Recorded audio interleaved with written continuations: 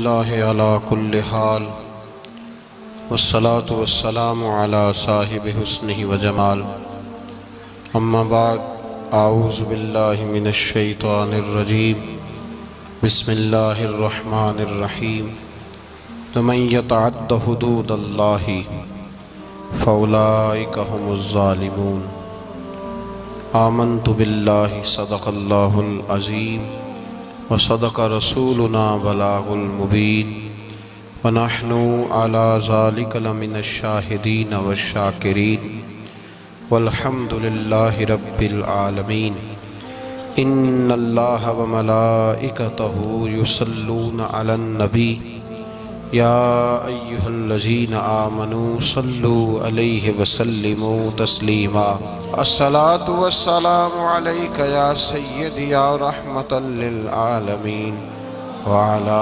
آلک واصحابک یا سیدی یا خاتم النبیین اللہم صل علی سیدنا ومولانا محمد معدن الجود والکرم وآلہ وصحبہ وبارک وسلم۔ حمد و صلاۃ کے بعد گفتگو کا عنوان یہ ہے کہ جب بات حدود اللہ کی ہو، جب بات اللہ تعالیٰ اور اس کے پیارے محبوب صلی اللہ علیہ وسلم کے بنائے ہوئے قانون اور دین کی ہو، تو پھر انسان کو کسی کی پرواہ نہیں کرنی چاہیے، اپنی ذات کی بھی پرواہ نہیں کرنی چاہیے۔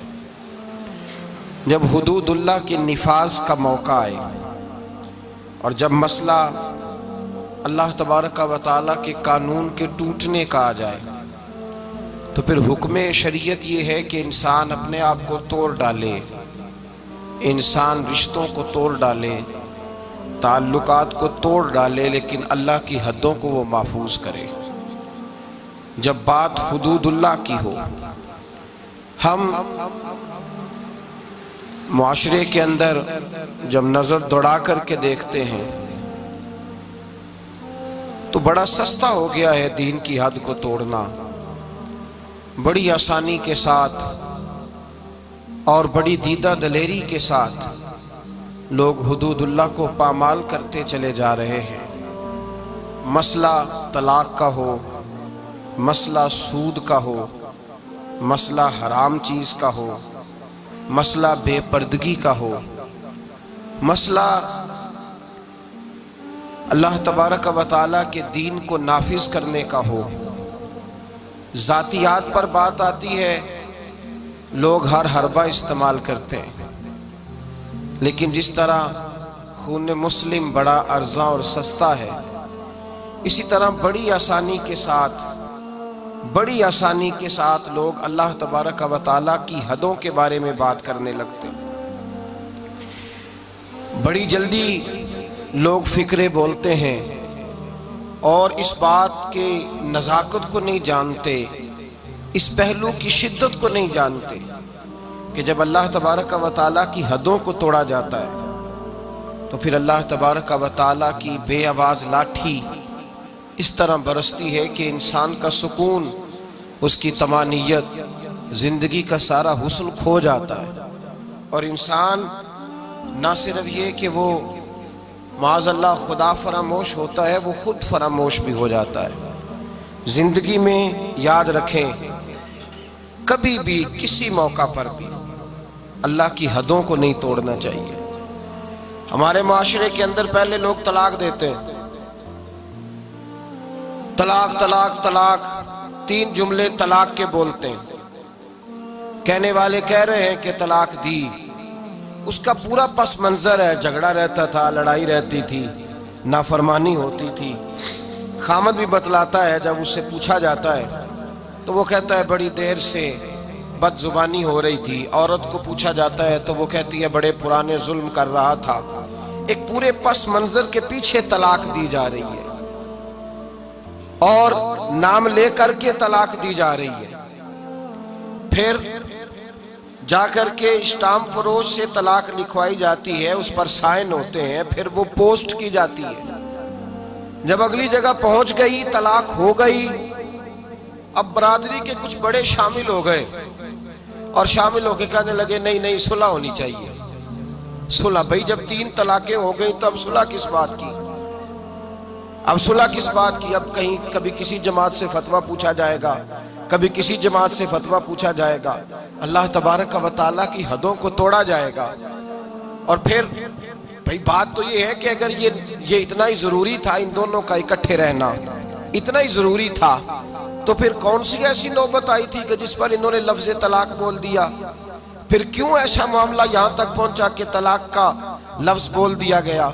اور یہ بات بالکل درست ہے کہ نبی رحمت سید عالم صلی اللہ علیہ وسلم نے فرمایا ہے کہ طلاق ایک ایسی چیز ہے جو جائز تو ہے پر اللہ کو پسند نہیں۔ لیکن میرے بھائی، صحابہ کرام علیہم رضوان نے طلاقیں دی ہیں۔ خود نبی رحمت سید عالم صلی اللہ علیہ وسلم کی 2 شہزادیوں کو ابو لہب کے 2 بیٹوں نے طلاق دے دی تھی۔ اللہ کے محبوب علیہ السلام نے اس طلاق کو اللہ تبارک و تعالیٰ کی حکمت سمجھ کے قبول فرمایا، تو اللہ تعالیٰ نے مصطفیٰ کریم کو حضرت عثمان غنی جیسے داماد عطا فرمائے۔ اب اللہ تبارک و تعالیٰ کے حوالے کریں، اب اللہ کے سپرد کریں۔ اب وہاں اللہ تبارک و تعالیٰ کی حدوں کو توڑنا، وہاں اب کبھی ادھر سے فتویٰ لینا، کبھی ادھر سے فتویٰ لینا، ایک ناجائز زندگی بسر کرنا، اپنے وجود پر ظلم کرنا، زیادتی کرنا۔ اللہ فرماتے ہیں قرآن مجید میں وَمَن يَتَعَدَّ حُدُودَ اللَّهِ، اگر تم اللہ کی حدوں کو توڑو گے، اگر تم اللہ کے بنائے ہوئے قوانین کو توڑو گے، اور جو کوئی ایسا کرے گا، جو کوئی اللہ کی حدوں کو توڑے گا اور جو کوئی اللہ کے بنائے ہوئے قوانین کو پامال کرے گا فَأُولَئِكَ هُمُ الظَّالِمُونَ، فرمایا یہ لوگ ظالم ہیں، یہ حد سے بڑھنے والے۔ اللہ تبارک و تعالیٰ دنیا میں بھی انہیں ظالموں جیسی بے سکونی دے گا، اور قیامت کے دن ظالموں جیسا انجام فرمائے گا ان لوگوں کا۔ اللہ تبارک و تعالیٰ کی حدوں کو لوگ توڑتے ہیں۔ طلاق کا معاملہ ہے، سود کا معاملہ ہے، ریاست کے صدر صاحب بول کر کے کہہ دیتے ہیں، لوگ جانتے نہیں کہ میں کتنی بڑی بات کر رہا ہوں، جانتے نہیں کہ کتنی بڑی بات کر رہا ہوں۔ اگر کسی صدر کو کہا جائے کہ تو پیے ہو گیا ہے، تو ایک معمولی آدمی ہو گیا، جا وہاں سے ہمارے لیے پانی لے کر کے آ، چائے لے کر کے آ، تو کہتا تم نے تو میری عزت کی حد توڑ دی، اتنی بڑی بات کر دی تم نے، حد توڑ دی، تمہیں سزا دی جائے گی۔ عدالت کے اندر اگر کوئی شخص ایسی بات کرتا ہے جو عدالت کے معیار کے خلاف ہے، اس پر توہین عدالت کا مقدمہ ہو جاتا ہے، اس کو سزا ہوتی ہے، اس کے بارے میں قانون موجود ہے۔ لیکن اگر ریاست کا صدر اٹھ کے کہے کہ علماء سر جوڑ کے بیٹھیں، بغیر سود کے کام نہیں چلتا، کوئی اس میں سے گنجائش نکالے، تو کوئی آدمی حرکت میں نہیں آتا، کوئی نہیں بولتا۔ اللہ تبارک و تعالیٰ کی حد کو سر عام پامال کیا جاتا ہے، بجٹ پیش ہوتا ہے قومی اسمبلی میں، اللہ تبارک و تعالیٰ کی دھرتی پر کھڑے ہو کر، اللہ تبارک و تعالیٰ کی بنائی ہوئی آسمان کے چھت کے نیچے کھڑے ہو کر ایک اسلامی ملک کی اسمبلی کے اندر یہ لفظ بولے جاتے ہیں کہ اس دفعہ ہم نے سود دینے کے لیے اتنا بجٹ رکھا ہے، اور سود دینے کے لیے ہم نے اتنا بجٹ بڑھا لیا ہے، اتنا روپیہ ملک کا ہم سود پر خرچ کریں گے۔ تم نے سوچا ہی نہیں، تم نے خیال ہی نہیں کیا کہ جب تم یہ لفظ بول رہے تھے تو تم اللہ تبارک و تعالیٰ کی حدوں کو پامال کر رہے تھے۔ تم نے سوچا ہی نہیں کہ رسول پاک سید عالم صلی اللہ علیہ وسلم نے باقی گناہوں کی سزا بیان کی ہے۔ اور جب سود کی باری آئی تو قرآن مجید نے کہا اگر تم نے سود نہ چھوڑا فَأْذَنُوا بِحَرْبٍ مِّنَ اللَّهِ وَرَسُولِهِ، پھر اللہ اور اس کے رسول سے جنگ کرنے کے لیے تیار ہو جاؤ، پھر اللہ رسول سے جنگ کرنے کے لیے، مقابلے کے لیے تیار۔ اتنا بڑا گناہ، اور اس پر سر عام لیکچر دیا جاتا ہے، اس پر گفتگو ہوتی ہے، اس کے روز دھندے ہوتے ہیں، سر عام کاروبار ہوتے ہیں، ہر بینک وہ کاروبار کرتا ہے، تجارتیں ہوتی ہیں، لوگ بینک سے لون لے کر، سود پر پیسے لے کر فیکٹریاں چلاتے ہیں، تجارت ہوتی ہے، سر عام لوگ اس کی دستاویزات لکھتے ہیں، اس پر باقاعدہ لوگوں کے معاہدات ہوتے۔ اللہ تبارک و تعالیٰ کی حدوں کو سر عام توڑا جاتا ہے۔ کوئی شخص اس کے ماتھے پر شکن نہیں آتی کہ بھائی ایک ایس ایچ او کا حکم اگر توڑ ڈالا جائے، ایس ایچ او کا حکم، تو حکم عدولی ہوتی ہے، وہ تیش میں آتا ہے، وہ ساری فورس لے کر کے پیچھے لگ جاتا ہے۔ بلکہ میں تو کہا کرتا ہوں کہ خامد صاحب جو اپنے گھر کے اندر ڈکٹیٹر لگے ہوئے ہیں، ان کا حکم اگر گھر میں توڑ دیا جائے، انہوں نے کہا تھا کہ آج میرے لیے گوشت پکایا جائے، لیکن گوشت نہیں پکا، دال پک گئی، تو ان کا حکم ٹوٹ گیا تو گھر میں زمین آسمان ایک کر دیا جاتا ہے۔ سرعام اللہ کا حکم ٹوٹتا ہے۔ ایسے احکامات جن پر شریعت اسلامیہ کے واضح اور بیان احکامات موجود ہیں، میرے نبی کریم صلی اللہ علیہ وسلم نے فرمایا ماں کے ساتھ زنا کرنے والا اتنا برا نہیں جتنا سود کا کام کرنے والا برا ہے، اتنا برا نہیں جتنا سود کا کام کرنے والا برا ہے۔ اس قدر بڑا گناہ۔ اور نبی رحمت سید عالم صلی اللہ علیہ وسلم نے فرمایا سود لینے والا، سود دینے والا، سود کی دستاویزات کو لکھنے والا، سود کے معاہدے میں گواہ بننے والا، سود کا جس کو پتہ چلے اور راضی ہونے والا، منع نہ کرنے والا، فرمایا یہ وہ سب لوگ ہیں جن پر خدا کی بھی لعنت ہے، فرشتوں کی بھی لعنت ہے، محمد مصطفیٰ کی بھی لعنت ہے۔ اتنا سخت حکم بیان کیا، لیکن لوگ ہیں کہ ڈھٹائی کے ساتھ وہ کام کرتے ہیں، اعلانیہ وہ کام کرتے ہیں۔ ایک عام آدمی سے لے کر ریاست کے سربراہان تک اللہ ماشاءاللہ دھندے میں ملوث ہوتے ہیں، اور لوگ ہیں کہ کیے جا رہے ہیں، حدود اللہ ہے کہ پامال ہو رہی ہیں، اور سرعام۔ میرے رسول پاک صلی اللہ علیہ وسلم نے مرد اور عورت کا ایک جگہ رہنا پسند نہ فرمایا۔ حضور سید عالم صلی اللہ علیہ وسلم نے فرما دیا جہاں مرد اور عورت اکٹھے ہوتے ہیں وہاں تیسرا شیطان ہوتا ہے۔ حضور نے بیان کر دیا، کھلے لفظوں میں بتلا دی، فرمایا کوئی اجازت نہیں، کوئی اجازت، جہاں مرد اور عورت اکٹھے ہوں گے تیسرا شیطان ہوگا۔ مخلوط تعلیم ہے، مرد اور عورتیں، لڑکیاں اور لڑکے اکٹھے یونیورسٹی اور کالجز میں پڑھتے ہیں، اور جن لوگوں کو اللہ نے کچھ تھوڑا سا پیسہ دے دیا ہے، اللہ نے اپنے فضل سے تھوڑی دولت دے دی ہے، وہ اتنی ڈھٹائی کے ساتھ دین کی دھجیاں بکھیرنے لگے ہیں۔ لڑکی اور لڑکے کی شادی ہو رہی ہے اور غیر محرم ہے، ابھی ان کا نکاح نہیں ہوا، وہ ایک دوسرے کو انگوٹھیاں پہنا رہے ہیں، وہ ان کو آمنے سامنے بٹھا دیا گیا۔ پھر اس کے بعد جب مہندی کی ظالمانہ رسم سامنے آتی ہے تو اسی میرج ہال کے اندر لڑکا اور لڑکی کو مہندی کے موقع پر اکٹھا بٹھایا ہے۔ باپ پتہ نہیں غیرت کہاں سو گئی، وہ بھی ناچ رہا ہے۔ بوڑھی ماں جس کا وقت آ گیا ہے قبر میں جانے کا، وہ بھی وہاں ناچ رہی ہے۔ شریعت اسلامیہ کا جنازہ نکال کے ناچ رہے ہیں، اللہ کی حدوں کو پامال کر رہے ہیں۔ مصطفیٰ کریم جان رحمت صلی اللہ علیہ وسلم نے فرمایا مرد اور عورت جہاں اکٹھے ہوتے ہیں تیسرا شیطان ہوتا ہے، وہ بھی غیر محرم ہے۔ وہ انگوٹھیاں، ہاں شریعت نے اجازت دی ہے شادی سے پہلے ہونے والی بیوی کو ایک نظر دیکھنے کی، اس کو اجازت ہے، ایک نظر دیکھنے کی اجازت دی تھی۔ یہ تھوڑی کہا تھا کہ ان کو اکٹھا بٹھا دیا جائے گا، وہ ایک دوسرے کو انگوٹھیاں پہناتے پھریں گے۔ نبی کریم رؤوف الرحیم سید عالم صلی اللہ علیہ وسلم نے اتنا ناپسند کیا کہ حضور سید عالم علیہ السلام نے فرمایا خنزیر، کتا جو ہوتا ہے یہ نجس العین نہیں ہوتا۔ کتا بھیگ جائے تو اس پر بعض لوگ فتویٰ دیتے ہیں ناپاک ہونے کا، اور کتے کی جو تھوک ہوتی ہے وہ ناپاک ہوتی ہے۔ کتا پورا ناپاک نہیں ہوتا، خنزیر پورا ناپاک ہوتا ہے، نجس العین ہوتا ہے۔ میرے حبیب پاک علیہ السلام نے فرمایا خنزیر پورا ناپاک ہے، خنزیر بھی ہو اور پھر وہ گندگی میں، گوبر میں، پخانے میں لتھڑا ہوا بھی ہو، خنزیر بھی ہو اور گندگی میں لتھڑا ہوا، پہلے بھی ناپاک پھر اس پر گندگی لگ گئی۔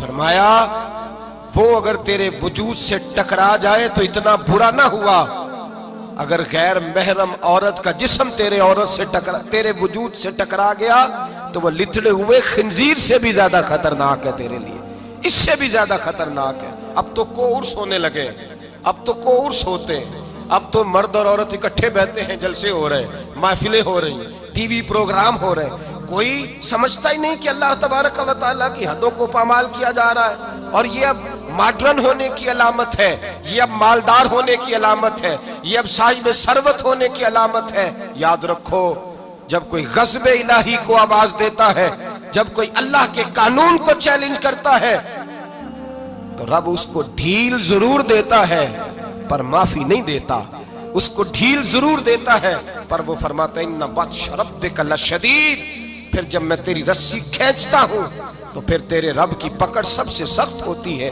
بھائیو اللہ کی حدوں کو، اور سنیں میرے نبی کریم صلی اللہ علیہ وسلم نے فرمایا دو گروہ ایسے ہیں کہ قیامت کے دن میری شفاعت میں ہر ایک کو اللہ تبارک و تعالیٰ کی بارگاہ میں جا کے اس کی سفارش کروں گا، اس کے لیے عرض کروں گا۔ فرمایا شفاعتی لأہل الکبائر من امتی، میں بڑے بڑے کبیرہ گناہ والوں کی سفارش کروں گا۔ لیکن میرے مصطفیٰ کریم علیہ السلام نے فرمایا دو گروہ، دو جماعتیں، دو لوگ ایسے ہیں جن کی میں سفارش نہیں کروں گا، میری سفارش سے محروم رہیں گے۔ یا رسول اللہ صلی اللہ علیہ وسلم وہ کون سے ہیں؟ صحابہ کرام کی آنکھیں کھل گئیں، حیرت کے ساتھ کانپتے ہونٹوں سے، لرزتی آنکھوں سے دیکھنے لگے۔ محبوبہ وہ بد نصیب، وہ کوتاہ قسمت، وہ کون سے ایسے کم نصیب ہیں جو صبح قیامت آپ کی رحمت للعالمین سے بھی محروم رہیں گے، جنہیں کالی کملی کا سایہ بھی نصیب نہیں ہوگا، جنہیں آپ کی شفاعت قیامت میں بھی نہیں ملے گی، وہ بد نصیب کون سے ہیں؟ تو میرے مصطفیٰ کریم علیہ السلام کے صحابہ نے تڑپ کر پوچھا تو کریم نے فرمایا ایک وہ بادشاہ، وہ فرمانروا جسے اللہ تبارک و تعالیٰ نے اپنے فضل سے عزت دی، اللہ نے کسی مملکت کا سربراہ بنایا اور پھر وہ خائن ہو گیا، ظالم اور جابر ہو گیا، پھر وہ لوگوں کو لوٹنے لگا، پھر وہ غریبوں کا خون نچوڑ کے اپنی تجوریاں بھرنے لگا۔ صبح قیامت میرے مصطفیٰ کریم فرماتے میری شفاعت سے بھی محروم رہے گا۔ اور دوسرا میرے حبیب پاک علیہ السلام نے فرمایا میرا وہ امتی ہو، کلمہ پڑھنے والا ہو، لیکن اگر اللہ کی حدوں کو پامال کرتا ہے، اگر اللہ کی حدوں کو توڑتا ہے تو قیامت کے دن وہ میری شفاعت کا حقدار نہیں ہے۔ میں صبح قیامت اللہ کے حضور اس کی شفاعت نہیں، بلکہ بخاری مسلم میں حضرت عائشہ صدیقہ رضی اللہ تعالیٰ عنہ حضور کے اخلاق بیان کرتی ہیں۔ کیا بیان کرتی ہیں؟ نبی پاک کے، میری طرف دیکھیے، حضور کے اخلاق، یہ اخلاق بیان ہو رہے حضور کے، یہ بھی اخلاق ہے میرے نبی پاک کا، اخلاق بیان کرتی ہیں۔ کہتی ہیں نبی پاک علیہ السلام نے کبھی اپنے دست مبارک سے کسی کو مارا نہیں، کسی غلام کو، کسی عورت کو، کبھی نہیں، یہ اخلاق بیان ہو رہا ہے۔ فرماتے ہیں کبھی حضور نے کسی پر غصہ نہیں فرمایا۔ بخاری مسلم میں یہ بھی اخلاق کا حصہ ہے، یہ بھی اخلاق ہے، کبھی کسی پر غصہ نہیں فرمایا۔ لیکن جناب عائشہ فرماتی ہے اگر کوئی اللہ کی حد کو توڑ دیتا، اگر کوئی دین اسلام کے قانون کو پامال کرتا تو پھر میں مصطفیٰ کے چہرے پر جلال دیکھتی، پھر میں حضور کے لب و لہجے میں اس کے لیے سختی دیکھتی، پھر میں دیکھتی کہ حضور سید عالم صلی اللہ علیہ وسلم اس پر جلال فرماتے، اللہ کے محبوب اس سے ناراض ہوتے جو حدود اللہ کو پامال کرتا۔ میرے بھائیوں جاگو اور سمجھو اس پہلو کو، اپنے بچوں کا ماتھا چومنا بھی اخلاق ہے، اور اگر وہ دین کو توڑے تو ان کے منہ پہ تھپڑ مارنا بھی اخلاق ہے، اپنے بچوں پر ساری شفقتیں انڈیل دینا بھی اخلاق ہے، اور اگر وہ رسول اللہ کے دین کے باغی ہو جائے تو ان کے خلاف ڈنڈا اٹھانا بھی اخلاق ہے، پھر ان کو لتاڑنا بھی اخلاق ہے، پھر ان کو سختی کے ساتھ سنوارنا بھی اخلاق ہے۔ تو میٹھا بنا رہتا ہے، میٹھا بنا رہتا ہے ہر بات کے اندر، بیٹی بے پردہ رہے اور تو میٹھا بنا رہے، بیٹا شراب اور جوے کے اڈے پہ جائے اور تو میٹھا بنا رہے، تیرے گھر کے اندر شریعت اسلامیہ کا مذاق اڑایا جائے اور تو کہے میں اخلاق والا ہوتا ہوں۔ یہ نبی پاک کے اخلاق ہیں کہ حضور رحمت للعالمین ہیں۔ لیکن جناب عائشہ فرماتی ہیں اگر کوئی اللہ کی حد توڑ دیتا، اگر کوئی دین اسلام کی حدود کو پامال کرتا تو پھر میں تڑپ کے کہتی اعلیٰ حضرت فاضل بریلوی کی گویا زبان میں کہ غضب سے ان کے خدا بچائے، غضب سے ان کے، بولیے گا، غضب سے ان کے، غضب سے ان کے خدا بچائے کہ نور باری عتاب میں ہے۔ پھر میں جلال دیکھتی سید عالم۔ اللہ تبارک و تعالیٰ کی حدیں توڑنے سے بچیں، اللہ کے قانون کو چیلنج کرنے سے بچیں، بچیں اس چیز سے جس میں اللہ تبارک و تعالیٰ کا واضح حکم، نبی پاک کا واضح حکم ہو، ہمیں پتا ہو کہ یہ بات شریعت اسلامیہ میں جائز نہیں، لیکن اس کے باوجود اگر کوئی کر رہا۔ آج کئی ایسے گھرانے ہیں جن کو اللہ نے اپنے فضل سے جائیدادیں دی، اللہ تبارک و تعالیٰ نے زمیندار بنایا، ان کے بچے اگر کوئی گناہ کرتے ہیں تو وہ کہتے ہیں شکر ہے تو بڑا ہو گیا ہے، تیری کو شکایت تو آئی ہے نا معاذ اللہ۔ وہ کہتے ہیں معاذ اللہ شراب و کباب کے اڈے اور وہاں آنا جانا تو ان بچوں کا شوق ہوتا ہے، یہ کام تو کرتے ہی رہتے۔ ڈرو اللہ تبارک و تعالیٰ، تم نے یہ بات نہیں کی، تم نے تو غضب الہی کو آواز دی، تم نے تو اللہ کے جلال کو بلایا، تم نے تو اللہ تبارک و تعالیٰ کے فرشتوں کو یہ پیغام دیا ہے کہ ہم پر عذاب نازل کر دیا جائے، وَمَن يَتَعَدَّ حُدُودَ اللَّهِ فَأُولَٰئِكَ هُمُ الظَّالِمُونَ۔ فرمایا جو اللہ کی حدوں کو توڑے گا وہ بہت بڑا ظالم ہے، بہت بڑا جابر ہے۔ میرے نبی کریم سید عالم صلی اللہ علیہ وسلم حدود اللہ کو نافذ کرتے، حضور اللہ کے دین کو نافذ کرتے۔ نبی پاک رحمت للعالمین ہے، نافذ کرتے۔ نبی پاک رحمت للعالمین ہے۔ حضور کی طبیعت نہیں چاہتی کسی شخص کے بارے میں، لیکن حضور کے سامنے چور آیا ہے، چور آیا ہے، رحمت للعالم چور آیا ہے، فرمایا اس کا ہاتھ کاٹو۔ کٹوایا ہے نبی پاک نے ہاتھ۔ ایک شخص پر قتل ثابت ہو گیا، مسجد قباء کے قریب حضور تشریف فرماتے، اس پر ثابت ہو گیا جرم کہ اس نے قتل کیا ہے۔ حضور نے صحابی سے فرمایا لے جاؤ دروازے پہ اس کی گردن مار دو۔ ایک صحابی ہیں، حضور سے محبت کرتے تھے، پیار کا رشتہ تھا، غلامی کا رشتہ تھا، اکثر آتے حضور کو ہنساتے۔ ایک شام آئے، کہا یا رسول اللہ غلطی ہو گئی، میں نے شراب پی لی ہے۔ اللہ کے محبوب نے حدود اللہ کی باری آئی تو محبت کو نہیں دیکھا، یہ نہیں دیکھا کہ میرا اس سے پیار ہے، یہ روز آتا ہے میرے ساتھ، اس کا رشتہ اخوت ہے، غلامی ہے۔ حضور نے فرمایا اس کو لے جاؤ وہاں باندھو، 80 کوڑے مارو اس کے وجود پر، یہ اللہ کا دین ہے، یہ نافذ کیا جائے گا، یہ نافذ کیا جائے گا۔ اس میں کسی شخص کا ذاتی پیار اور اس کا ذاتی تعلق کام نہیں آئے گا، یہ نافذ ہوگا۔ صحابہ کہتے ہیں باہر لے گئے، غلام کو کوڑے لگ رہے تھے، اندر اللہ کے رسول بے چینی کے ساتھ ٹہل رہے تھے، کبھی ادھر جاتے کبھی ادھر آتے۔ ایک صحابی نے کہا حضور اس نے شراب پی ہے، آپ اس کے لیے اس قدر زیادہ پریشان ہے۔ نبی پاک نے فرمایا تم نے شراب دیکھی ہے، اس کا احساس نہیں دیکھا؟ اس کو کوئی پکڑ کے نہیں لایا، تھام کے نہیں لایا، گرفتار کر کے نہیں لایا، وہ خود آ گیا ہے اور کہتا ہے محبوبہ غلطی ہو گئی، مجھے پاک کر دیں۔ نبی پاک نے فرمایا غلطی ہو گئی ہے، میں نے اللہ کی حد نافذ کر دی ہے، لیکن یہ بھی حقیقت ہے کہ وہ خدا سے بھی پیار کرتا ہے اور محمد مصطفیٰ سے بھی پیار کرتا ہے، یہ بھی ایک حقیقت ہے، یہ بھی حقیقت۔ لیکن حدود اللہ کو نافذ کیا۔ قبیلہ غامدیہ کی عورت آئی، اس نے کہا یا رسول اللہ میں گناہ کر بیٹھی ہوں، میرے پیٹ کے اندر ناجائز بچہ ہے، وہ روئی ہے، تڑپ رہی ہے، آنکھوں میں حضور نے فرمایا جاؤ بچہ پیدا ہونے پہ آنا۔ وہ گئی ہے، بچے کی ولادت پہ آئی، حضور نے فرمایا واپس جا، جب تیرا بچہ کھانا کھانے لگے تو آنا۔ بخاری شریف میں بالتفصیل روایت موجود ہے۔ صحابہ کہتے ہیں وہ دوبارہ لوٹی، بچہ 2 سال کا ہوا، بچے کے ہاتھ میں روٹی تھی، وہ آئی رو کے کہا حضور مجھے پاک کر دے، میرا گناہ مجھے سونے نہیں دیتا۔ میرے مصطفیٰ کریم کے صحابہ کہتے ہیں اس کی تڑپ نے ہمارے دلوں کو نرم کر دیا، لیکن میرے مصطفیٰ کریم نے فرمایا اللہ کے دین کو نافذ کیا جائے، یہاں اس کو سنسار کرانا، رجم کرانا، اس پر پتھر برسانا، یہ بھی میری رحمت ہی کا تقاضا ہے۔ اس لیے کہ اللہ کا دین جب نافذ ہوگا تو جرم کم ہوں گے، اللہ کا دین جب نافذ ہوگا خطائیں کم ہوں گی، چوریاں کم ہوں گی، قتل کم ہوں گے، بدکاری کم ہو۔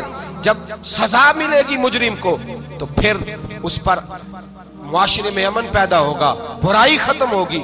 فرمایا جاؤ لے جاؤ اور لے جا کر کے اس پر پتھر برساؤ، اسے مار دو۔ صحابہ کہتے ہیں پتھر مار مار کے اسے مار دیا۔ اللہ کا قانون رحمت للعالمین نبی نے نافذ کیا، اور جب اس کا انتقال ہوا تو حضور نے فرمایا غسل دو، صفے بلاؤ، میں خود اس کا جنازہ پڑھاؤں گا۔ یا رسول اللہ صلی اللہ علیہ وسلم آپ نے ہی قانون نافذ کیا اور آپ ہی جنازہ پڑھائیں گے؟ تو میرے قریب نے فرمایا تم نے اس کا گناہ دیکھا ہے، اس کی توبہ کا رنگ نہیں دیکھا، احساس نہیں دیکھا؟ فرمایا اس پر اللہ کی حد آئی ہے اور ہم نے اس پر اللہ کا قانون نافذ کیا ہے، اور اب اس کا حال یہ ہے کہ وہ جنت کی نہروں کے اندر غوطے لگا رہی ہے۔ بھائی یاد رکھیں، سمجھیں اس بات، جب اللہ کا دین نافذ ہوگا۔ ہمارے معاشرے میں ہمارا میڈیا اب لوگوں کو گناہ کے طریقے بتلاتا ہے، لوگوں کو بتلایا جاتا ہے گناہ کیسے کرنا ہے۔ وہ قصور کے اندر ایک گروہ پکڑا گیا جو اس طرح کی بدکاریاں کرتا تھا، وہ کیا کرتے تھے، کیسے انجیکشن لیتے تھے، کس کوٹھڑی میں کیا کرتے تھے، سب دکھایا گیا، سب دکھایا جاتا ہے، ایک ایک جرم کی داستانیں۔ بلکہ اللہ تبارک و تعالیٰ فضل کرے، اب تو ایسی ٹیمیں سامنے آ گئی جو جا کے پیر پکڑتی ہیں، کوئی چھپڑ پیر پکڑ لیا، کوئی تھپڑ پیر پکڑ لیا، کوئی پکڑ لیا ہے۔ ان کو یہ بھی تو احساس ہونا چاہیے کہ یہ پیری مریدی ایک مقدس شعبہ ہے، یہ رسول اللہ کی وراثت ہے۔ جہاں تم یہ بات بیان کرتے ہو کہ یہ تھپڑ پیر ملا ہے، وہاں یہ کیوں نہیں بیان کرتے ایک پیر ایسا بھی ہے دنیا میں جو اجمیر کے ٹلے پہ بیٹھا ہے اور 90 لاکھ کو کلمہ پڑھا کے مسلمان کر گیا ہے؟ یہ چیز تم کیوں بیان نہیں کرتے؟ اور پھر تم پتہ نہیں کس کو پکڑ کے لے آتے ہو، نہ جانے کون جاہل تھا، اللہ جانے کون تھا۔ تم آؤ میدان کے اندر، ہمارے سامنے بیٹھو، ہم تمہیں کراچی سے لے کر خیبر تک لاکھوں خانقاہیں ایسی دکھائیں گے جہاں آج بھی خدا کا نام لیا جاتا ہے اور محمد رسول اللہ کا دین پڑھایا جاتا ہے۔ تم لوگوں کو گمراہ کرتے ہو، تم لوگوں کو بتلاتے ہو کہ یہ سارے اس طرح کے ہوتے ہیں۔ وہ پتہ نہیں کون بدماش تھا، گنڈا تھا، کون بے دین تھا جس کو تم نے پیر بنا کے لوگوں کے سامنے رکھا۔ ہم پیر اسے مانتے ہیں جس کے ایک ہاتھ میں خدا کا قرآن ہوتا ہے اور دوسرے ہاتھ میں محمد مصطفیٰ کا فرمان ہوتا ہے۔ تو یہ یاد رکھیے گا، اور ہم کبھی کمزور نہیں پڑتے کسی جگہ۔ ہمیں کوئی شخص آ کر کے بتلاتا ہے وہ فلاں بابا پکڑا گیا، ہم کہتے ہیں ہمارا نہیں ہے، وہ جس نے پکڑا اسی کا تھا جس نے پکڑ لیا ہے، اور جو اس پہ تنقید کر رہا ہے وہ اسی کا ہے۔ جھوٹ بولتے ہیں لوگ، جھوٹ بول بددیانتی کا مظاہرہ کرتے، ظلم کرتے ہیں۔ ان بے وقوفوں اور بدماشوں کو لا کر دین اسلام کے سپاہیوں اور مجاہدوں کی صف میں اور ان کے ساتھ مقابلہ کرانا چاہتے ہیں۔ ہمارے تو مشائخ وہ ہیں جن کے چہرے دیکھیں تو خدا یاد آ جاتا ہے، جن کے پاس بیٹھے، جن کے پاس چند گھڑیاں کوئی گزار کے جائے۔ میرے شیخ طریقت حضرت تاج الشریعہ کے شیخ مفتی اعظم ہند مولانا مصطفیٰ رضا خان صاحب، آپ کے پاس ایک شخص آیا اعلیٰ حضرت کے چھوٹے بیٹے کے پاس، وہ کہنے لگا سنا ہے یہ بڑے عاشق رسول ہے، ان کے پاس جائیں تو مصطفیٰ کی خوشبو آتی ہے۔ کہتا میں تھوڑی دیر آیا، تھوڑی دیر بیٹھا، فاضل بریلوی کے شہزادے کی صحبت میں تھوڑی دیر رہا، چند لمحے گزارے، نہ حدیث پڑھی، نہ فقہ سیکھی، نہ قرآن سیکھا، چند لمحے احمد رضا کے بیٹے کے پاس بیٹھا ہوں، ایسی خوشبو چڑھی ہے، گھر جاتے ہی زبان پر درود ہی جاری رہا ہے، سونے لگا ہوں تو درود جاری، خوشبو جاری، سلام جاری۔ میری آنکھ بند ہوئی ہے تو مجھے مدینے والے محبوب کا دیدار نصیب ہو گیا ہے، دیدار مصطفیٰ نصیب ہو گیا ہے۔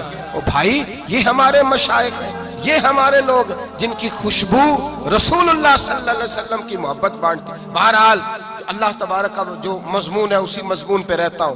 یاد رکھیے گا اور سمجھیے گا اس بات کو کہ اللہ تبارک و تعالیٰ کی حدوں کو توڑنا، نبی کریم علیہ السلام نے فرمایا بھائی وہ پیار کرتی ہے، اس نے احساس پیدا کیا ہے، لیکن یاد رکھو میں نے جو دین نافذ کیا ہے اس کی برکت یہ ہوگی کہ جب ہمارے ہاں یہ تو دکھایا جاتا ہے کہ فلاں نے یہ جرم کیا، یہ جرم کیا، لیکن اس کی سزا نہیں دکھائی جاتی۔ اس کی سزا کدھر ہے وہ قصور کے مجرم؟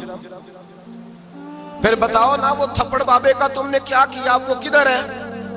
کدھر ہے وہ جو تم نے فلاں آدمی پکڑا تھا، تم نے جرم دکھائے، سزا کیوں نہیں دکھائی؟ میرے نبی پاک علیہ السلام نے سر عام سزا دی، ہاتھ کٹوائے، گلے کٹوائے۔ اللہ کے حبیب علیہ السلام نے مجرموں کو سر عام کوڑے لگوائے۔ آج لوگ کہتے ہیں اسلام کی سزائیں سخت ہیں، اسلام کی سزا سخت نہیں ہے، اسلام کی سزا نافذ ہونے والی ہے، اسلام کی سزا عبرت انگیز ہے۔ پورے دور نبوت میں نبی پاک صلی اللہ علیہ وسلم کے 23 سالہ دور میں جب حضور نے اعلان نبوت کیا، 5 یا 6 کیس آئے ہیں صرف جن پہ حد جاری کرنی پڑی ہے۔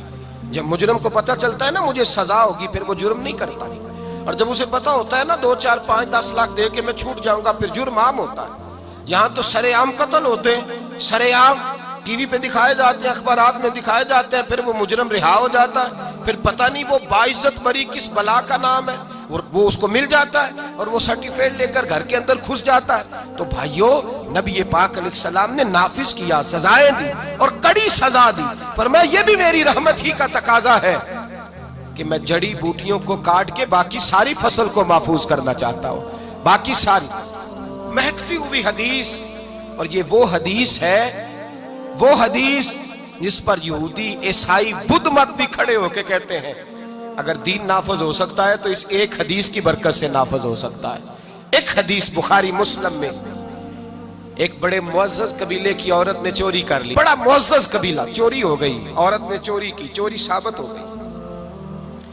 اب قریش کے قبیلے کی عورت ہے، ان کے دل میں یہ خیال آتا ہے کہ اگر اس عورت کو سزا ہو گئی تو ہماری ناک خاک آلود ہو جائے گی، لوگ کیا کہیں گے یہ چور ہے۔ سارا قبیلہ اکٹھا ہوا، جو بن سکتا تھا پروگرام انہوں نے بنایا، جس طرح کی ترتیب لگ سکتی تھی لگائی، کوئی رستہ نظر نہ آیا حضور کی بارگاہ تک جانے کا۔ میرے نبی پاک کے ایک غلام زادے ہیں اسامہ بن زید، یہ حضور کو بڑے پیارے ہیں۔ حضرت عائشہ صدیقہ کہتی ہیں یہ چھوٹے سے تھے، حضور کے غلام کے بیٹے، ناک بہ رہی تھی، رینٹھ نکل رہی تھی، حضور نے فرمایا عائشہ ناک صاف کر دو، تو کہتی ہے میں دائیں بائیں کو کپڑا کو رومال دیکھنے لگی تو حضور خود اٹھ کھڑے ہوئے اور نبی پاک نے دستے مبارک سے ان کا ناک صاف کر دیا۔ حضور نے بڑا پیار کیا، فرمایا یہ اسامہ مجھے بڑا پیارا ہے۔ نبی پاک نے فرمایا یہ لڑکی ہوتا تو میں اسے زیور پہناتا، میں اس کے لیے بہت ساری چیزیں خرید کے لاتا۔ حضور محبت کرتے تھے، جناب اسامہ سے پیار کرتے تھے، غلامی کا رشتہ تھا۔ اہل قریش نے جن کی عورت نے چوری کی تھی وہ حضرت اسامہ بن زید کے پاس آئے، کہنے لگے تھوڑی سی رعایت مل جائے، گنجائش مل جائے تھوڑی سی۔ حضرت اسامہ بن زید سے کہا تھوڑی گنجائش ہو جائے، سزا میں تھوڑا ہلکا پن آ جائے، پہلی دفعہ تھا، نیا نیا دین قبول کیا ہے، ابھی لوگ عادی نہیں ہوئے، بڑی حکمتیں، بڑی لیت اللہ، بڑی تفصیلات، بڑا کچھ۔ جناب اسامہ بن زید کہتے ہیں میں در رسول پہ آیا اور میں جب آتا تھا نا تو مصطفیٰ کریم کا چہرہ کھل جاتا تھا۔ آپ فرماتے میں آیا حضور کے پہلو میں بیٹھا، نبی پاک علیہ السلام دلوں کے بھید جاننے والے، پلٹ کر مصطفیٰ نے دیکھا، فرمایا اسامہ جو کہنے آئے ہو چلو کہہ ڈالو۔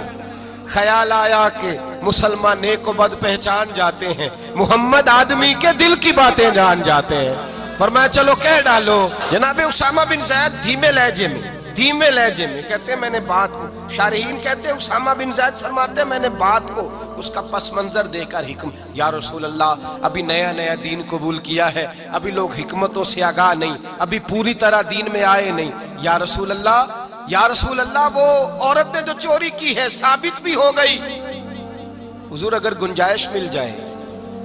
وہ لوگ میرے پاس آئے تھے، جناب اسامہ فرماتے ہیں قسم اللہ کی عزت کی، میں نے مصطفیٰ کو جب بھی دیکھا تھا میری طرف دیکھ کے ہنسا کرتے تھے، آج جب حضور نے چہرہ پھیرا تو میں نے حضور کے چہرے پہ جلال دیکھا۔ فرمایا حضور نے اتشفع حد من حدود اللہ، فرمایا اسامہ اللہ کی حدوں میں سے ایک حد کے بارے میں سفارش کرنے آ گیا ہے، تو خدا کے قانون کے بارے میں سفارشی بنا ہے، بلاؤ لوگوں کو، اکٹھا کرو مجمع کو۔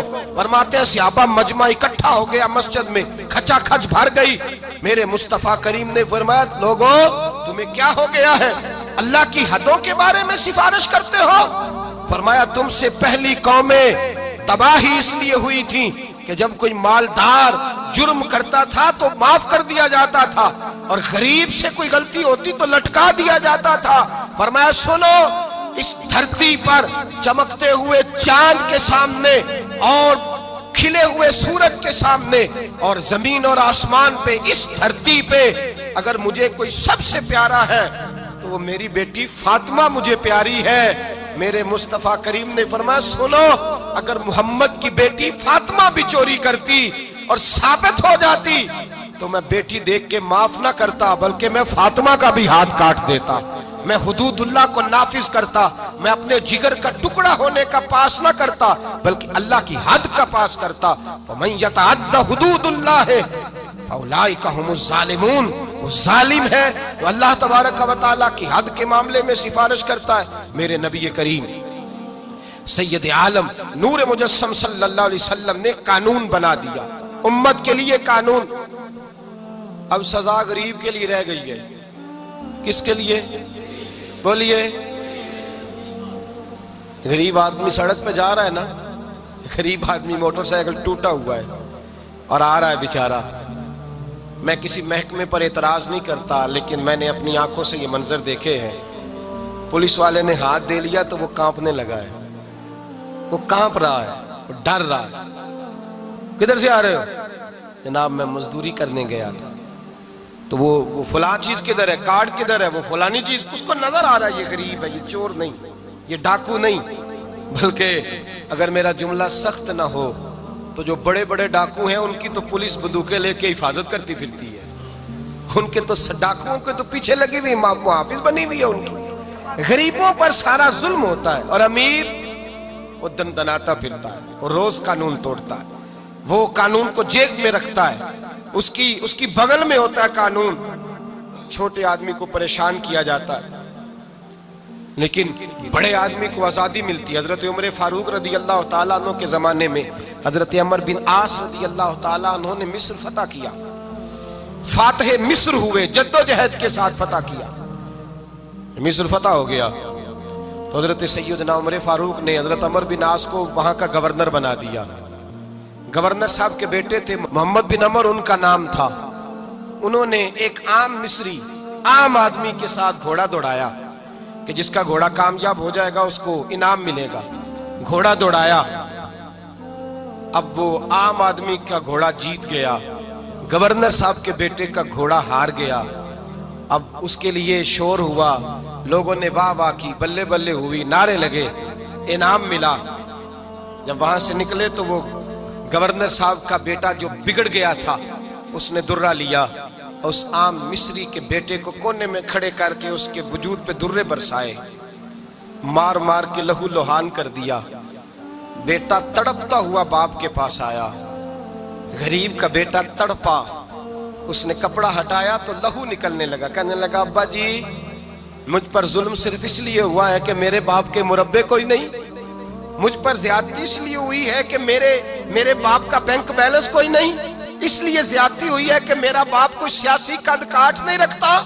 ابا جی دیکھیے نا میری پشت زخموں سے بھر گئی, میری غلطی یہ ہے کہ میں غریب کا بیٹا ہوں. اس نے اس لیے مارا ہے کہ وہ گورنر کا بیٹا ہے.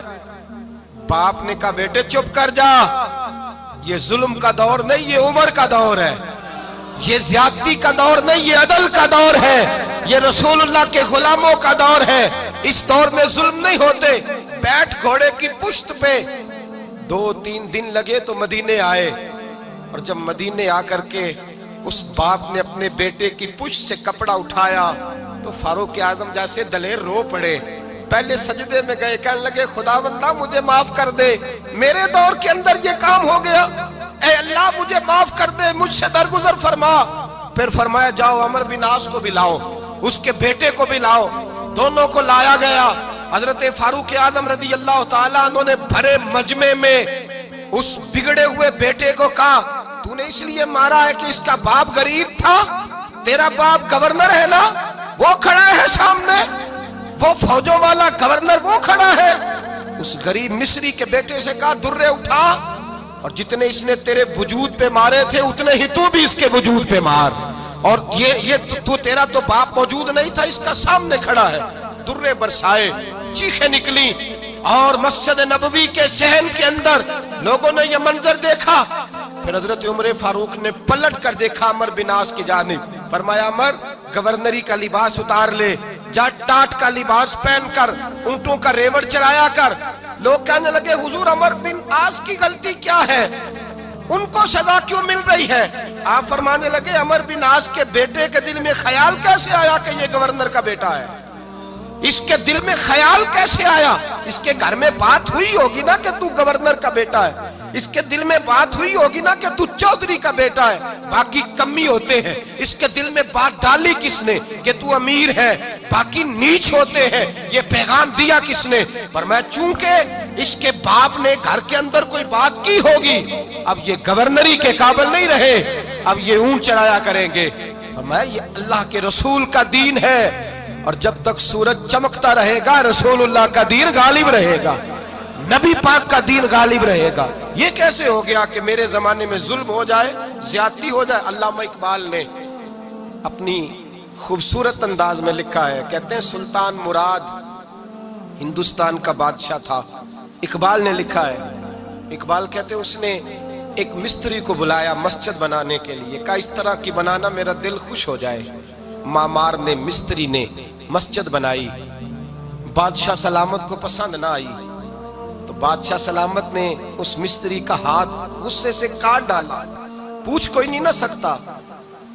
وہ سیدھا قاضی کی عدالت میں کٹا ہوا ہاتھ لے کے گیا, اور قاضی کے دروازے پہ جا کے کہنے لگا میں پوچھ سکتا ہوں آپ کس کا کلمہ پڑھتے ہیں؟ پوچھ سکتا ہوں؟ تو قاضی کہتے ہیں میری کرسی بھی کانپنے لگی اور جس کمرے میں بیٹھا تھا وہ کمرہ بھی کانپنے لگا. میں نے کہا سوالی تو بات کر, کہا نہیں پہلے بتاؤ کلمہ کس کا پڑھتے ہو؟ تو قاضی کہتا ہے میری آنکھیں برس پڑی. میں نے کہا میں اس کے کلمہ پڑھتا ہوں جو دنیا میں بھی میرا وارث ہے, قیامت میں بھی وہی میرا والی بنے گا. جو دنیا اور آخرت میں میرا والی ہے, میں مصطفیٰ کا کلمہ پڑھتا ہوں. تو کہنے لگے ہاں اس لیے تجھ سے یہ بات کہلوائی ہے کہ کہیں تو بادشاہ کا تو کلمہ نہیں پڑھتا معاذ اللہ, تو قاضی عدالت میں بیٹھا ہے کرسی پہ, اس کا کلمہ تو نہیں پڑھتا؟ کہا نہیں میں مصطفیٰ کا. پھر دیکھ میرا ہاتھ کٹ گیا ہے, اب تو بتا کہ تو بادشاہ سمجھ کے معاف کرے گا یا رسول اللہ کا دین سمجھ کے نافذ کرے گا؟ ڈاکٹر اقبال کہتے ہیں وہ قاضی نے حکم جاری کیا کہ فوراً بادشاہ کو بلایا جائے. ہندوستان کا فرما روا پیغام گیا تو کامتا ہوا آیا, قاضی نے سامنے کھڑا کیا, ایک طرف بادشاہ اور ایک طرف وہ معمولی معمار مستری کام کرنے والا. تو قاضی گرجدار آواز میں کہنے لگے بادشاہ تو بتا, اس کا خون سرخ ہے تو تیرا سرخ نہیں, اس کے بازو پہ گوشت ہے تو تیرے بازو پہ نہیں, اسے درد ہوتا ہے تو تجھے نہیں ہوتا, یہ تو نے کیا حرکت کی؟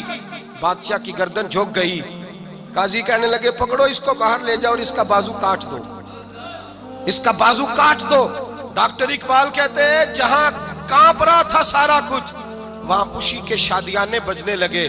قاضی کہنے لگا اس کا بازو کاٹو اور اس کو بتاؤ امیر غریب کا فرق اتنی دیر ہوتا ہے جتنی دیر بندہ مسلمان نہیں ہوتا, اور جب کوئی رسول اللہ کا غلام ہو جاتا ہے پھر سارے برابر ہو جایا کرتے ہیں. بنداؤ صاحبو محتاج و غنی ایک ہوئے, تیری سرکار میں پہنچے تو سبھی ایک ہوئے, تیری سرکار میں پہنچے تو سبھی ایک ہوئے. اور اپنی ملت پر قیاس اقوام مغرب سے نہ کر, خاص ہے ترکیب میں قوم رسول ہاشمی, لے جاؤ کاٹو اس کا بازو. اقبال کہتے ہیں جب باہر لے جایا گیا بادشاہ کو تو بادشاہ نے گردن جھکائی. وہ مستری کہنے لگا تو نے گردن کیوں جھکا دی ہے, اب کیا ہوا؟ تو بادشاہ سلطان مراد آنکھ کھول کے کہنے لگا بھول گیا تھا, غلطی ہو گئی تھی, بادشاہی کے تکبر میں آیا تھا, وہ جو تیرا ہاتھ کاٹا ہے وہ تکبر سے کٹ گیا ہے, اور یہ جو گردن میں نے جھکا دی ہے یہ میں نے اپنے نبی کے دین کی حد کے نیچے جھکا دی ہے, حضور کے قانون کے نیچے جھکا دی ہے. یہاں سزا لوں گا وہاں شرمندہ نہیں ہونا چاہتا.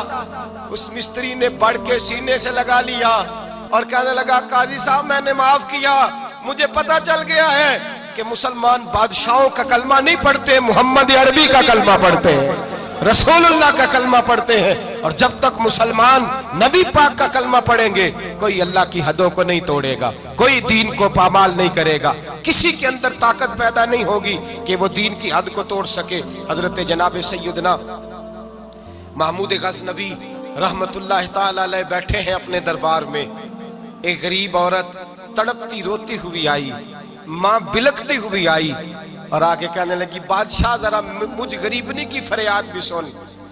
بادشاہ نے کہا جلدی سے بلاؤ, کہیں اس کی چیخیں کوئی زلزلہ برپا نہ کر دیں. قریب آئے, کیا بات ہے؟ کہنے لگی کوئی شاہی خاندان کا نوجوان ہے, میں بیوہ عورت ہوں, ہندو مذہب سے تعلق رکھتی ہوں, میری 4 بیٹیاں ہیں. کوئی بادشاہ کوئی شاہی خاندان کا نوجوان ہے, سپاہیوں سمیت آتا ہے, شراب کے مٹکے لاتا ہے, میرے گھر میں گھستا ہے, میرے پاس اور تو کوئی شے نہیں, ایک عزت ہی ہے. جب وہ جوان بیٹی کی طرف دیکھتا ہے تو میں سوچتی ہوں اب دنیا میں بچا کیا ہے. بادشاہ میں بڑی مشکل سے تجھ تک پہنچی ہوں, میں اگرچہ ہندو ہوں پر میری فریاد رسی کون کرے گا؟ سلطان محمود غزنوی کہنے لگے تو جا, اور میں نے اپنے سارے سپاہ سالاروں کو سپاہیوں کو حکم دے دیا ہے آئندہ جب تو آئے گی تو تجھے رات کا وقت بھی میرا دربار کھلا ملے گا. جیسے ہی وہ تیرے گھر آئے فوراً پہنچ جانا, آ کے اطلاع دینا. رات کا سناٹا, وہ غریبنی پھر تڑپتی ہوئی چیختی ہوئی آئی. بادشاہ ذرا جلدی کر غریب کی عزت لوٹ نہ جائے, ذرا جلدی نکل, دیکھنا کوئی سرمایہ آج ختم نہ ہو جائے. بادشاہ خود اٹھے, تلوار پکڑی, گھر میں گئے, دیا جل رہا تھا, دیا بجھایا. اب بادشاہ نے اللہ اکبر کہا اور شاہ میں زرق برق نوجوان کی گردن پر جب بادشاہ نے تلوار ماری लुढ़क करके गर्दन दूर गिरी। फिर हिंदुस्तान का फरमा रवा सजदे में गिरा, कहने लगा ए अल्लाह तेरा शुक्र है, ए अल्लाह तेरा शुक्र है, ए अल्लाह तेरा शुक्र है। फिर बादशाह ने कहा पानी तो लाओ, दिया तो जलाओ। पानी लाया गया, कहा रोटी तो लाओ। खुश्क रोटी के चंद टुकड़े बादशाह ने खाए। 1 गिलास पानी का, 2 गिलास पानी के, 4 गिलास पानी, 2 जग बादशाह पानी के पी गया। और फिर रोता हुआ जब उठा तो बीबी कहने लगी बादशाह तेरा शुक्रिया, पर मुझे समझ नहीं आई इस रंग की, दिया क्यों बुझाया है, सजदा क्यों किया है, पानी क्यों मांगा है। तो बादशाह कहने लगा बीबी बस तेरा काम हो गया, तू छोड़। कहने लगी जरा बता तो सही, बता तो सही, तुझे वास्ता उस रसूल का जिसका तूने दीन नाफिज किया है और जिसके कहने पर तूने गरीबनी का काम आज उसकी इज्जत को लुटने से, बता तो सही। तो बादशाह कहने लगा एक ही बहन है और ये जो तेरे घर आया था ये उसी एक बहन का बेटा है और इकलौता बेटा है। तहकीक की तो पता चला मेरा अपना भांजा ये जुल्म कर रहा है। मैंने कसम खाई थी कि जब तक तुझे इंसाफ नहीं मिलेगा ना रोटी खाऊंगा ना पानी पीऊंगा। आज 3 दिन से हल्क खुश्क है, इसलिए कि मुस्तफा का दीन नाफिज करना है, इसलिए कि हुदूदुल्लाह को कायम करना है। फरमाया आज जब मैंने दिया गुल किया, आज चराग बुझाया तो इसलिए कि जब भांजे को मारूं तो कहीं बहन की सूरत सामने ना आ जाए। ये इंसाफ है, ये बेइंसाफ होता है। ये वो इंसाफ है जो नहीं देखता कि सामने क्या है, इसकी आवाज नहीं होती, धड़कन नहीं होती, ये तलवार चलती है तो लिहाज नहीं करती, इसलिए दिया बुझाया था। और सजदा शुक्र इसलिए अदा किया है कि अल्लाह तेरा शुक्र है मैंने तेरे रसूल का दीन नाफिज कर दिया है। ये बात कह करके सुल्तान महमूद गजनवी कहने लगे पानी पिया है इसलिए कि उस दिन का प्यासा हो जिस दिन तू फरियाद लेके आई, खुश्क रोटी इसलिए खाई है उस दिन का भूखा हूँ जिस दिन तू फिर रोते हुए। महमूद गजनवी ने पैर बाहर रखा, 4 बेटियां जवान, एक अम्मा दौड़ी हुई आई और कदमों में बैठी, कहने लगी महमूद मैंने नहीं देखा अबू बकर, मैंने कोई अबू बकर को तो देखा नहीं, उमर उस्मान वली को तो मैंने नहीं देखा। फातिमा ज़हरा के बाप की कैफियत कैसी थी, पर तेरे रंग में, तेरे अंदाज में मुझे जलवे जरूर नजर आए हैं। अब मेरी बेटियां आम बेटियां नहीं रहेंगी, ये फातिमा की कनीज़ें बनेंगी। अब मैं हजरत आयशा का पानी भरूंगी। तूने हुजूर का दीन नाफिज किया है, अब मेरा दिल बदल गया है। तू कलमा पढ़ा, हम 5 माँ बेटियां मुसलमान होना चाहती हैं। मेरे भाई, जब रसूलुल्लाह का दीन नाफिज होता है फिर गरीब की मदद होती है। गरीबों ना आजमाओ बार बार चेहरे बदल के जालिमों को। दुआ करो रमजान की सुहानी सुबह में, ऐ अल्लाह हमें कोई महमूद गजनवी का वारस अता फरमा, ऐ अल्लाह को सुल्तान सलाहुद्दीन अय्यूबी का जानशीन अता फरमा, कोई उमर बिन अब्दुल अजीज को मानने वाला दे, हमें वो दे जिसके लबों पे इमाम हसन और हुसैन का नाम जारी हो। कोई ऐसा अता फरमा जो हजरत अली को अपना आइडियल कहता हो, जो उस्मान गनी की हया, उमर फारूक की अदालत का वारिस हो, जो अबू बकर सिद्दीक की सदाकत को आइडियल समझता हो। यही चराग जलेगा तो रोशनी होगी। जब अल्लाह की हद का मामला आए, किसी की परवाह न करना, फिर न देखना सामने कौन है, फिर न देखना कौन है। और क्या कहता है, हजरत फारूक आजम के जमाने में गुस्सान के बादशाह ने कलमा पढ़ लिया था, शाह गुस्सान ने। आज तो मक्के और मदीने में भी हालात बिगड़ गए। अब तो पैकेज होते हैं हज का, एक वीवीआईपी, एक वीआईपी, एक आम, एक इकानमी। अब तो वहां भी पैकेज हैं, अब तो वहां भी अमीर आए तो उनके लिए अलग रास्ते हैं अरफात और मिना जाने के लिए। हजरत उमर का जमाना था, गुस्सान के बादशाह ने कलमा पढ़ा, लंबा जुब्बा पहन के तवाफ़े काबा कर रहा था। एक गरीब का पैर जुब्बे पे आ गया, गरीब का, मजबूर का, गुलाम का। बादशाह ने पलट के थप्पड़ जो मारा तो मजमे में खाना काबा के साए में गरीब रोने लगा और हजरत उमर के पास गया, कहने लगा मैं रुसवा हो गया और सरे तवाफ रुसवा हो गया। ऐ उमर, अल्लाह के घर आके भी मेरी रुसवाई हुई। हजरत उमर ने गस्सान के बादशाह को बुला के कहा कि इसे बदला दे, इसे राजी कर या बदला दे। कहने लगा उमर अब मैं इसे बदला दूं? आपने फरमाया ये मेरे नबी पाक का दीन है, ये हुजूर का दीन है, ये नाफिज होगा। یہ امیر غریب کے لیے علیحدہ علیحدہ نہیں، اسے بدلہ دے، یہ تجھے تھپڑ مارے گا، تجھے کھانا پڑے گا۔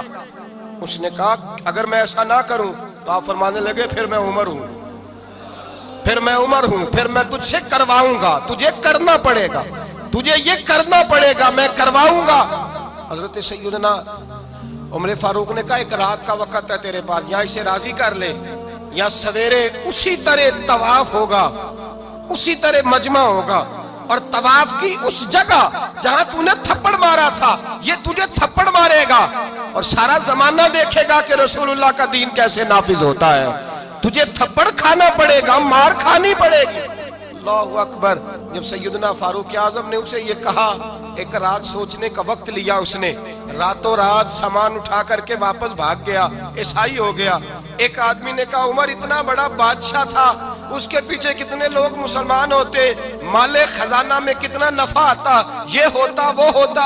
حضرت عمر کہنے لگے چپ کر جاؤ، نہ مال چاہیے، نہ زیادہ تعداد چاہیے، نہ بادشاہ چاہیے، ہمیں تو اپنے مصطفیٰ کا دین چاہیے، ہمیں تو رسول اللہ کا دین چاہیے، اس سے زیادہ ہمیں کسی چیز کی حاجت نہیں۔ بھائی یہی چراغ جلے گا تو روشنی ہوگی۔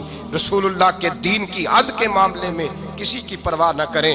جب آپ کو واضح قرآن کی آیت مل جائے، جب حدیث مبارکہ واضح مل جائے، پھر اپنی رائے پہ پھر اس پر اپنی رائے کو نہ ڈالیں، تھوپے نہ، پھر یہ نہ دیکھیں میں نے گھر بچانا ہے، میں نے فلاں چیز بچانی ہے۔ بس اللہ تبارک و تعالیٰ کی حد کا جہاں معاملہ ہے، میں نے شروع میں کہا تھا ہر رشتہ توڑ دو، ہر تعلق توڑ دو، اپنا آپ بھی ٹوٹتا ہے تو توڑ دو، لیکن دیکھنا کہیں رب رسول کی حد نہ ٹوٹنے پائے۔ یہ حد کبھی نہیں ٹوٹنی چاہیے۔ دین اسلام کی جو حدود اللہ اور اس کے رسول نے متعین فرمائی ہیں ان کو کبھی نہیں ٹوٹنا چاہیے۔